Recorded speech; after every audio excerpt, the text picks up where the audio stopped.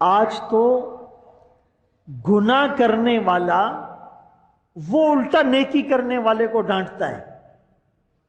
قرآن کی ایک آیت ہے نا کہ کچھ لوگوں کے سامنے جب قرآن پڑھا جائے، دین کی بات کی جائے، ہدایت کی بات کی جائے، اس کی اصلاح کی کوشش کی جائے، واللہ مستکبرن، تو وہ تکبر سے منہ پھیرتا ہے، کأن لم یسمعھا، گویا کہ اس نے تمہاری بات سنی نہیں، سنی انسنی کر دی، کأن فی اذنیہ وقرا، گویا اس کے کانوں میں بوجھ ہے۔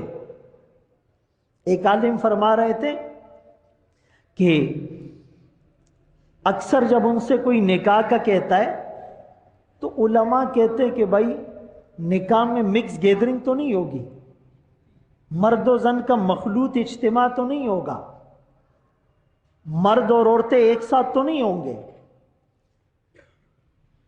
تو اگر پتہ چلتا ہے کہ جی مکس گیدرنگ ہے، علماء معذرت کر لیتے ہیں۔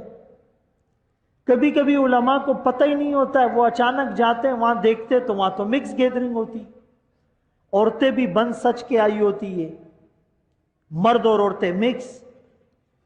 میں پرائی عورتوں کو دیکھ رہا ہوں، پرایا مرد ہماری عورتوں کو دیکھ رہا ہے، اور عورتیں اسی نیت سے جاتی ہے، بال کھول کے اور ڈریس کر کے کہ غیر محرم ہمیں دیکھے اور وہ للچائے اور اس کے دل میں گناہ کا ارادہ آئے اور اس کے دل میں گندے خیالات آئے۔ پوری پلاننگ اور منصوبہ بندی کے ساتھ ایسا ہوتا ہے۔ آپ مجھے بتاؤ اور کیا نیت ہوتی ہے؟ یہی نیت ہوتی ہے۔ تو وہ فرمانے لگے کہ جب میں وہاں گیا تو وہاں مکس گیدرنگ تھی، تو جا کے بیٹھ گیا۔ اب تھوڑی دیر میں میوزک بھی شروع ہو گیا۔ اب جب میوزک بھی شروع ہوا تو ایک صاحب نے کہہ دیا کہ بھائی میوزک کی آواز کم کر دیں، ہونا تو یہ چاہیے کہ بند کر دے، لیکن ہم کمزور ہیں۔ انہوں نے کہا جی میوزک کی آواز تھوڑی کم کر دیں۔ ایک دوسرے صاحب نے آواز لگائی جی میوزک کی آواز کم نہیں ہوگی، یہ کوئی مسجد اور مدرسہ تو نہیں ہے، شادی ہے۔ تو وہ مولانا صاحب کہنے لگے کہ میں اور کچھ نہیں کر سکا، اٹھ کر چلا گیا اس محفل سے، نکاح انہی کو پڑھانا تھا، اور اپنا موبائل بھی بند کر دیا۔ اگلے دن اس پروگرام والوں نے مولانا صاحب کو فون کر کے ناراضگی کا اظہار کیا، الٹا چور کوتوال کو ڈانٹے کہ آپ کیوں چلے گئے، آپ نے نمبر بند کر دیا، آپ نے اچھا نہیں کیا، آپ نے ہمارا ایونٹ خراب کر دیا، آپ نے ہماری خوشی میں جو ہے وہ نقص ڈال دیا۔ یعنی ناراض تو علماء کو ہونا چاہیے کہ یار آپ اپنی شادیوں میں میوزک کیوں کرتے ہو، ناچ گانا کیوں ہوتا ہے، مرد اور عورتوں کی مکس گیدرنگ کیوں ہوتی ہے، ہندوانہ رسمیں کیوں ہوتی ہیں، خرافات کیوں ہوتی ہیں، بدعات کیوں ہوتی ہے۔ ناراض علماء کو ہونا چاہیے، ناراض عوام ہو رہی ہے کہ جی آپ گئے کیوں، آپ کو بیٹھنا چاہیے تھا، وہ جی خوشی یہ برداشت کریں۔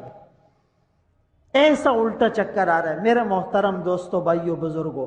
اور اگر ایسی محفلوں میں کوئی دین کی بات ہوتی ہے تو اس کو کوئی سنتا نہیں۔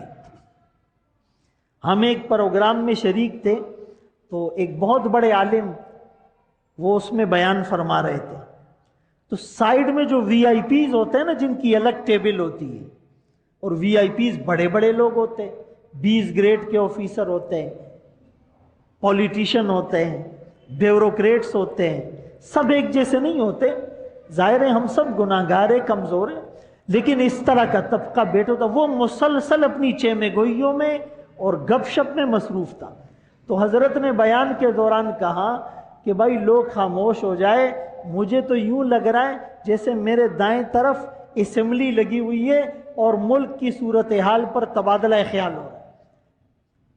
تو قرآن کریم نے کہا کہ کچھ لوگ اتنے بدقسمت ہوتے ہیں کہ جب قرآن پڑھا جائے، دین کی بات کی جائے، خیر کی بات کی جائے، واللہ مستکبرن، تکبر کرتے ہوئے منہ پھیر لیتے، کأن لم یسمعھا، جیسے انہوں نے سنا ہی نہیں، سنی انسنی کر دی، کأن فی اذنیہ وقرا، گویا ان کے کانوں میں بوجھ ہے. فبشرہ بعذاب علیم، ان کو دردناک عذاب کی خوشخبری سنا دے. اور ایک موقع پر فرمایا فما لہم عن التذکرۃ معرضین، ان کو کیا ہوا، یہ واعظ و نصیحت سے اعراض کرتے ہیں. کأنہم حمر مستنفرہ، یہ بتکے ہوئے گدھے ہیں. یہ قرآن کہہ رہا ہے، یہ میرے جذباتی الفاظ نہیں، قرآن کا ترجمہ آپ کو سنا رہا ہوں. تو کہیں بھی دین کی بات ہو، وہ جمعہ ہو، وہ درس ہو، وہ تعلیم ہو، وہ اجتماع ہو، وہ خانقاہ ہو، وہ واعظ و نصیحت کی کوئی اور محفل ہو، میرے محترم دوستو، بھائیو، بزرگوں، پوری توجہ اور طلب کے ساتھ اور ادب کے ساتھ اور طلب کے ساتھ اور دل کے کانوں سے اور عمل کی نیت سے اور محتاج ہو کر اور دل کے پیالے کو خالی کر کے اور دل کے پیالے کو سیدھا کر کے جب آپ سنیں گے تو آپ کو ہدایت ضرور ملے گی. وَذَكِّرْ فَإِنَّ الذِّكْرَ تَنْفَعُ الْمُؤْمِنِينَ، اے نبی نصیحت کرتے رہیں، نصیحت مومن کو فائدہ دے گی.